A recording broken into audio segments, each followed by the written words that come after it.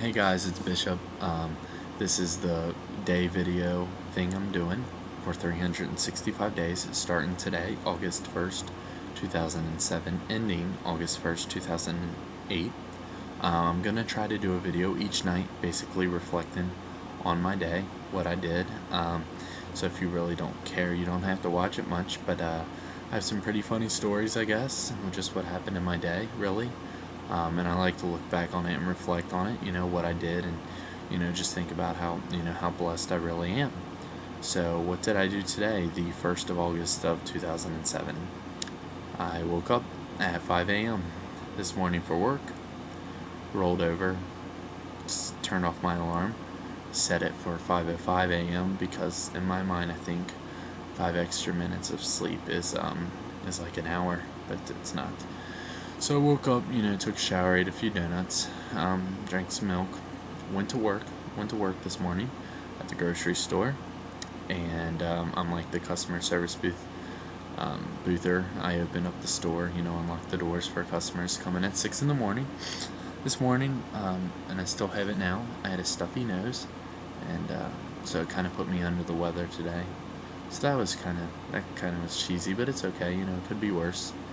And so, let's see.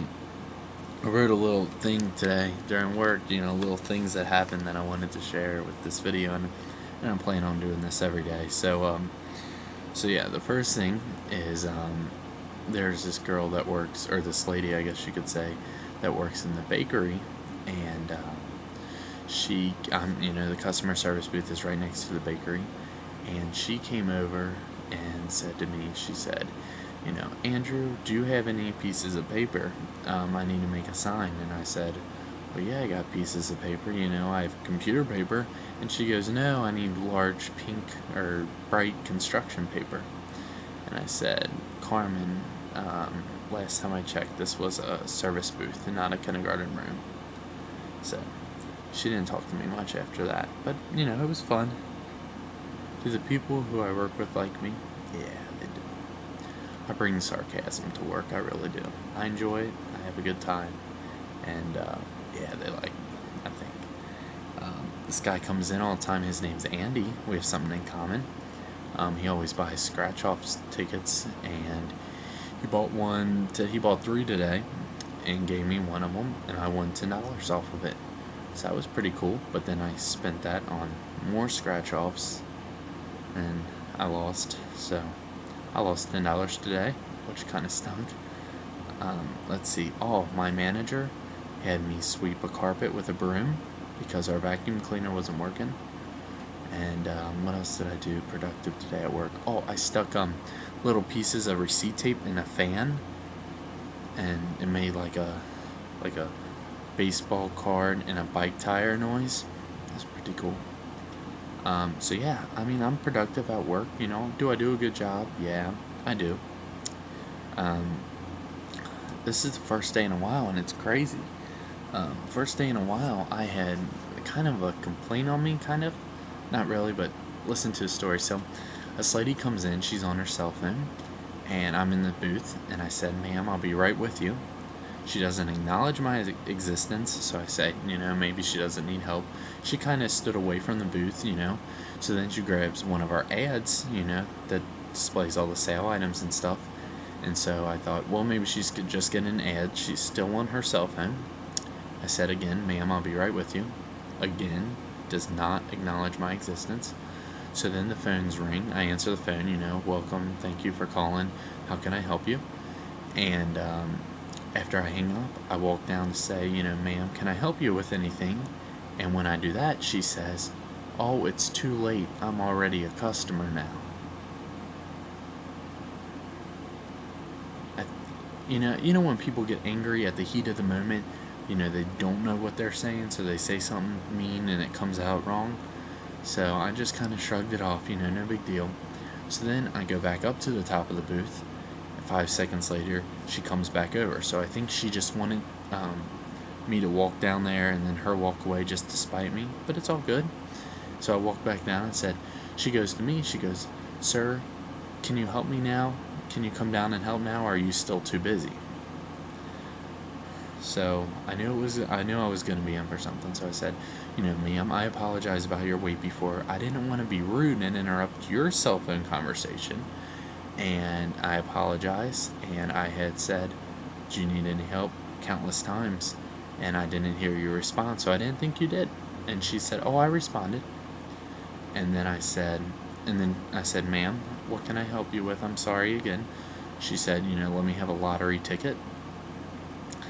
And then I said, okay. And she goes, don't ask me if I have a customer card. Since lottery, you do need one. You don't. But again, you're angry, you don't know what you're saying. And so, yeah, it just kind of put a damper on the day, because, but I killed her with kindness. I just said, have a wonderful day for me. She walked off, and, I said a little prayer for her. It's just, this is work, it's a hard job. It really is. Customer service booth, it's hard. But after work, I got off at 2:30, the old 6 to 2:30 shift. And let's see, I talked to a friend for a while after work. Actually, a few friends. I bought a highlighter. I got a new Bible the other day. Look at this. It's a nice little Bible. It's a metal Bible.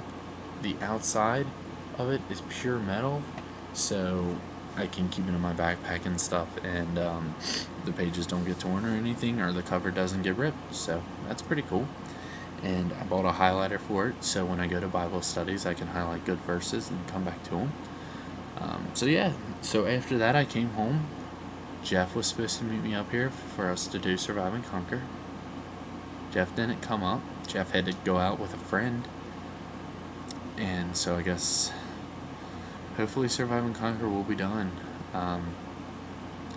When it's the 10th, I think, I said the 3rd and the 10th, hopefully all the episodes will be done. But if not, Jeff again. So it was disappointing because I had planned out 3 to 4 hours with Jeff time. And so I just kind of stayed at home. I produced the beat for a song I wrote 2 years ago, which I'll let you guys hear shortly, called Never Know. I write a lot of lyrics. I write some songs, and I never had the opportunity to put beats to them until now. So I'm producing, old material, but as soon as all this is released, I'll produce new material for you guys. It's pretty cool. Just lyrics about my life.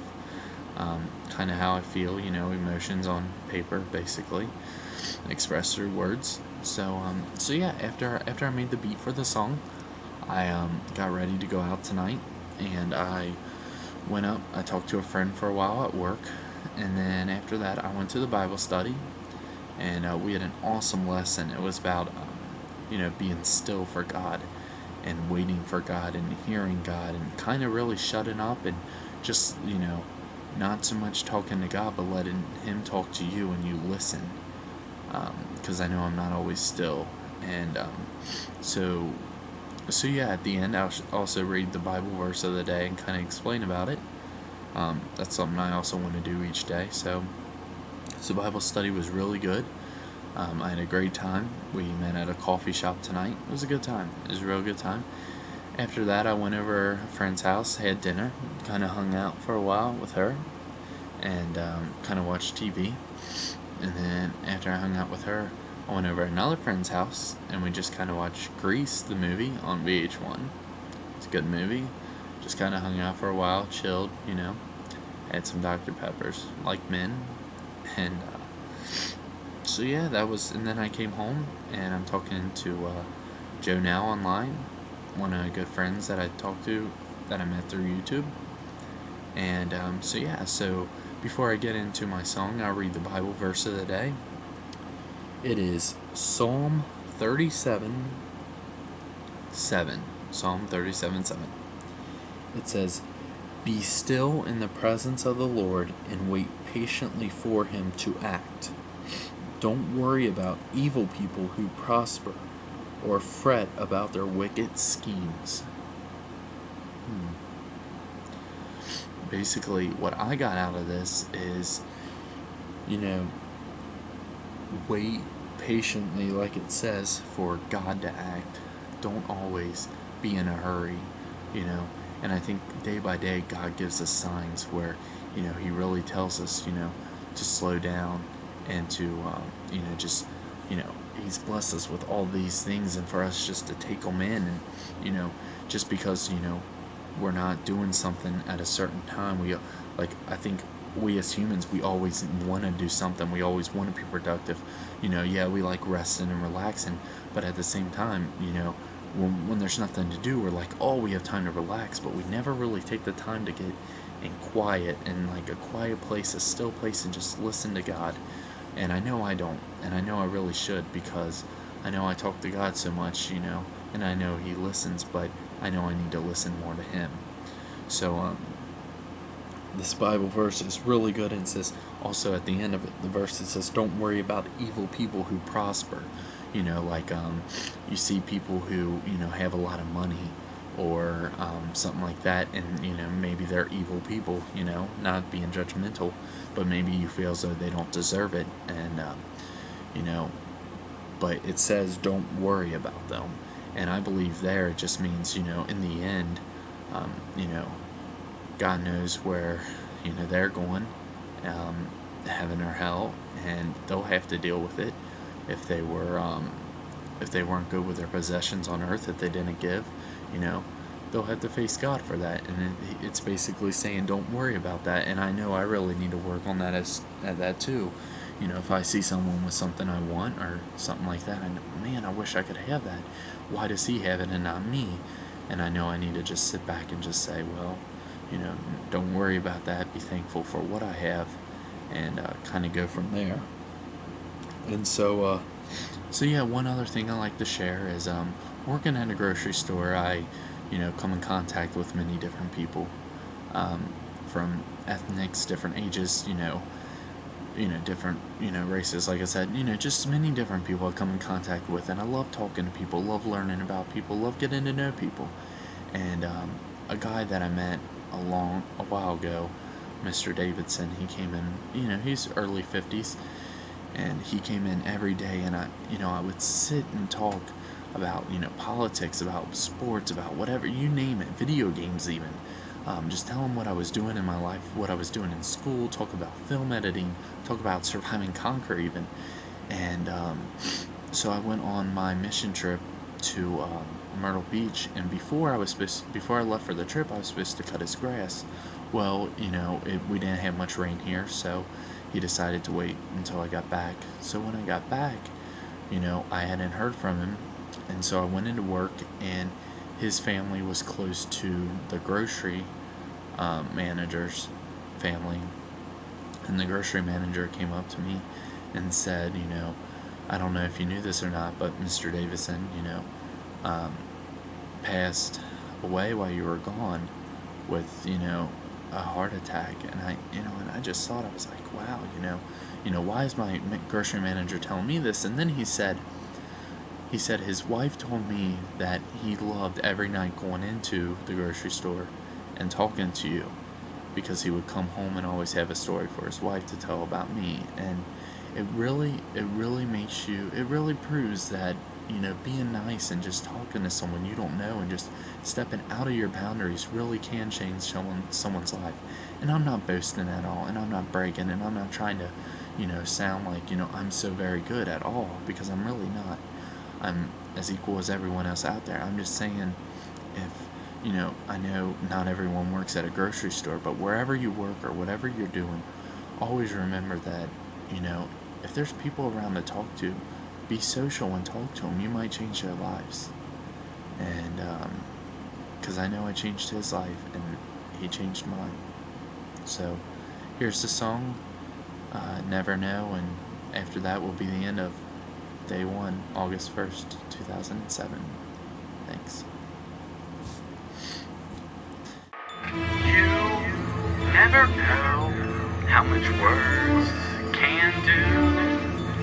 You never think, just say what you want to.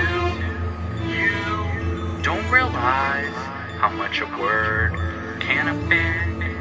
You don't care, you just try to blend in. That just something that I don't understand. I never had peer pressure, but if I did, I would stand. I wouldn't let someone else take command, and I wouldn't let someone else make me wear a certain brand. It hurts seeing people act so differently around others, say things they wouldn't say around their mothers, and do things they wouldn't do around their younger brothers. It doesn't make sense why people change to fit in. The person you really are comes from within. You just gotta be able to control your actions and your sin, and don't let anything get you, not even the devil's temptation.